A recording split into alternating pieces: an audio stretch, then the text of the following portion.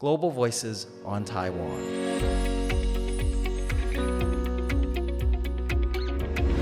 Welcome to Global Voices on Taiwan. I'm Rath Wang, a news producer and host.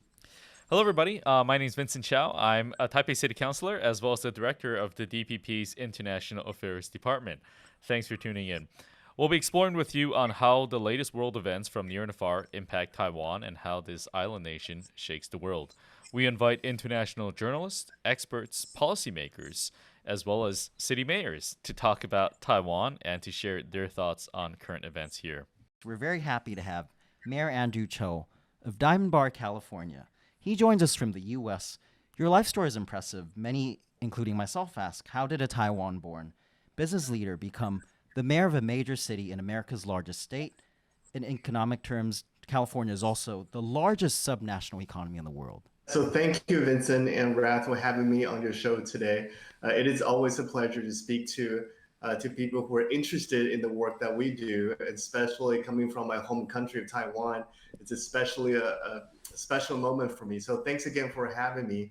I would love to talk about kind of my background, how I came to be, and maybe give your listeners and viewers a sense of what politics is like in the U.S. and specifically in my part of the country here in California. It's a pleasure to be here. Thank you so much, Andrew. And I mean, just following up on Rath's point, I think we are genuinely curious. You are, I believe, the first Taiwanese American mayor of Diamond Bar. What got you involved in not small town, but definitely municipal politics? And what was your career? How was your election? How do you feel about it all? So my story really started back in the 70s. I was born in the late 70s in Taipei, Taiwan, and my family immigrated to the U.S. in the early 90s. So I was about 12 years old when my family came to the U.S. And, back then there were not a lot of people that looked like me or sound like me on the political stage. And, having been an immigrant myself, learning the language was definitely a challenge, and also getting assimilated, learning about the political system, and finally able to find a platform and to leverage the connections that we made and parlay that into public office where we serve our community. So it's been a long journey. I like to call it 45 or 40 years in the making, but I'm so proud of the work that we do here locally. Yeah, so I first ran for office back in 2018. Mm-hmm. And, at the time, I don't think a lot of us grew up thinking that one day we will be in public office, right? Like many of us were taught from early on to be a doctor or attorney or engineer. There's nothing wrong with those occupations, obviously. But in the US, especially in California, it's just not something that's top of mind for a lot of Asian, especially immigrant families from Taiwan. Our parents encouraged us to study hard, get our degree, get our licenses. And stay away from politics. Stay away from politics, and just, raise a family, be kind of somewhat traditional route. But as I was mentioning earlier, growing up, there were not a lot of role models. Like if you turn on the TV, turn on CNN, you don't see a lot of Asian mayors or council members or senators, or definitely no president ever in the U.S. But back in 2018, I saw an opportunity in my city. And, this is not back in the 80s or 90s. We do have more representation now in terms of Asians or Taiwanese Americans in politics. So my city, Diamond Bar, we're about 30 miles from downtown Los Angeles, on the east side of downtown Los Angeles. We have about 55,000 people. So it's not a huge city, but also not a tiny town. One thing that people know about Diamond Bar is that we're really known for our school district. So our school district is actually national ranked. We're in top 2% of all public schools in the country. So because of that reputation, we have a lot of Taiwanese families, Asian families, love to come to Diamond Bar and settle down and raise their kids here. And honestly, that's why my wife and I, my family, that's why we decided to move to Diamond Bar. It's really to raise our family. And so when we came, we saw that there was an opportunity to be a voice, given that we are Asian heavy. So in my city of 55,000 people, we're about 64% Asian. Wow. That's super high. Yeah, almost 2/3 are Asian. So it's kind of funny that when I sometimes host student groups from the local high school at the city hall, and Yeah. I will take pictures and post about it, and our friends and relatives in Taiwan will ask, "I thought you guys are in America." How come like, essentially the whole group would be Asian. No, when I say Asian, it's Pan Asian. So we have folks from Taiwan, from mainland China, from India, Korea, Japanese, from Japan. So we have all kinds of Asian. But overall, we're about 64% Asian. Yeah. And before I ran for city council, we've never had a majority Asian on the city council for whatever reason. Uh, our four people that came before just didn't really run for office here in Diamond Bar. I think the primary focus was on schools and the kids, making sure that they get into great colleges. And we have a lot of those here too. Right. But back in 2018, I thought it was a good time to run for office and really be a voice of my community, specifically Taiwanese community. So although the city is 64% Asian, now Asian is a kind of collective term. So we have a lot of different types of Yeah. Asians, Of as I course. mentioned. Yeah, so one of the things we want to focus on making sure that every Asian in Diamond Bar has representation, that they have a voice, and that whatever communication that we have from the government is translated and made available in different languages so that everyone can participate in a democratic process. And it's not just reserved for the few that speak English or that look and sound a certain way. Yeah. And that's really why I got involved back in 2018. And fortunately, my vision for the city resonated with a lot of people, and I was successfully elected back in 2018. It's kind of Congratulations. thank you, thank you. And you can tell me all about campaigning in the US because I can tell you campaigning in Taiwan entails standing on street corners and waving signs and basically going to markets every day in the 38-degree, over 100-degree Fahrenheit heat. But I'm sure every election brings its own unique set of challenges. I'm curious though. I mean, what are some of the top issues people in citizens of Diamond Bar face? I mean, what are some of the top issues that you are committed to addressing in Diamond Bar? So as you probably aware, as a fellow counselor, a lot of the issues that we deal with are very local. Hmm. So there is a saying here that saying local government is the most direct form of democracy. The reason we say that is that when we make decisions, right, when we want to pave a road, build a park, or build a shopping mall, Hmm. these decisions have real consequences. And as you know, not everyone's going to agree with everything you do. There's always going to be people who disagree with what you do. Yeah. But the reaction is very immediate, right? We have kids that go to the same schools. We see them at the same restaurants, and we see them at the grocery store. So if you're making a decision that doesn't resonate with your residents, you get to hear about it. Have you ever been yelled at in a restaurant? That has not happened, thank goodness. So the issues that we deal with are probably not that different than what you deal with in Taipei. Most of it's about public safety. Our residents are very concerned about getting their homes or cars or properties broken into and stolen from them. Yeah. So annually, we have about a quarter, so about 25% of our city's annual budget dedicated to public safety. So we hire police officers, we pay for patrol cars, we'll pay for firefighters. So that's all coming out of our budget for the city. And every year, about 25%, by far our largest budget item goes to public safety. And that's really based on our residents, and there's no future and there's no sense of community without safety. So if our residents can't go home or can't open a restaurant, Diamond Bar without feeling safe, then everything else kind of comes in second, right? So the top priority for us is always about public safety. That's very interesting. And secondly, we deal with things just like you do. We deal with traffic. Oh yeah. I think that's a global issue that every city councilor deals with. Yeah. So we do have traffic issues. We have a couple really nice schools, as I mentioned. And what happens with that? A lot of parents from outside of our city limit would send their kids to our schools. And our schools were never designed to accommodate that many students from out of city. So what happens is we have a lot of traffic during morning and afternoon pickup and drop off time, just like I think anywhere else in the world. That's something that we continue to deal with. That's something we'll continue to try to find solutions for. So public safety, traffic, and obviously a lot of infrastructure Hmm. concerns that our residents have. Want to make sure our streets, our roads are paved. Want to Hmm. make sure there are no potholes. Want to make sure that our parks are maintained and that our equipment are nice. And on top of that, we also want to make sure we offer programming for our families. The average age of our residents in Diamond Bar, you might be surprised by this, is 43 years old. Yeah, because in Taipei it's a lot higher, particularly in my district. I think in my Yeah, district it's over 50.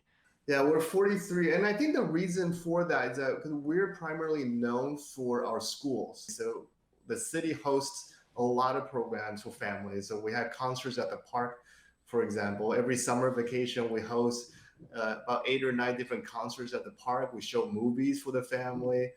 The city also offers classes for our students and also seniors. So there's a lot of things that we worry about as city council members. Well, it sounds amazing. I mean, sounds like a very good quality of life. Sounds like the people in Diamond Bar are very lucky to have you as mayor. And Oh, thank you. just to share a bit about some of the issues we face here in Taipei, I'm on the traffic transportation committee, and it's a huge issue in Taiwan. But I think it's a different issue than what we see in the U.S. because pedestrian safety is basically for me the number one issue we have. In city council, and it's gotten a lot of attention recently because we have about 3 to 5 times the amount of pedestrian fatalities and traffic fatalities as compared to many other developed cities around the world. Um, Many of our streets, we don't have robust sidewalks. We don't have robust pedestrian infrastructure, which is very odd because we have a great public transport system, as you know, and a lot of people take MRT to get around, and then they get off the MRT and they start to go into a side street and realize there's no sidewalks, and there's nothing sort of great separating you from cars, and it's dangerous for people with strollers or in strollers and in wheelchairs, and so certainly this is something that I'm very focused on, but we're focused on as well in terms of city council. And I'm curious, as somebody that has gone kind of back and forth. I mean, you come back to Taiwan on a routine basis. I mean, do you see that? Do you see that disparity in terms of just transportation infrastructure? Yeah, I think so the last time we went back to Taiwan was right before COVID back in 2019. And at the time, my daughter was a little under 2 years old. So she was still in the stroller at the time. And one of the things we did notice is that it's not very stroller friendly. And I think in kind of the major areas in Taipei, they do a better job with sidewalks and making sure it's a wheelchair accessible or stroller accessible. But when you go to some other cities that maybe a little bit older, they haven't been revamped.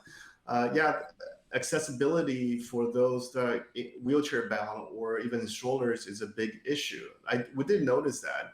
I remember some of my family members commented, the ones that came back from the US with us commented that it'd be really hard for somebody in a wheelchair to get around. Primarily because I think there is not a standard way of accommodating those with disabilities. I think certainly in every city, there's more we can do to make sure that our residents are safe, that make sure they can travel around. One thing that's I think is a major difference though between Taiwan and US that people in Taiwan walk a lot, Yeah, especially in Taipei. which is a good thing, and it's No, it's yeah, fantastic. That's why people are so fit and thin and healthy.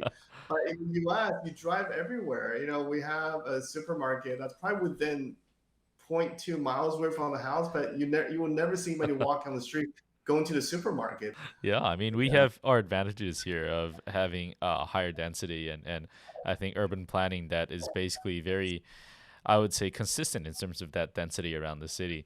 But it's interesting because I think you mentioned accessibility, and that's actually one of the primary reasons why we have to ensure that our streets are safe and sound for everybody. And I mean, America has this great act called Americans with Disabilities Act, ADA. Mhm. And, Mhm. I think it's fantastic because it sets a code of compliance that applies to all different agencies, whether you're in local governments or the federal government.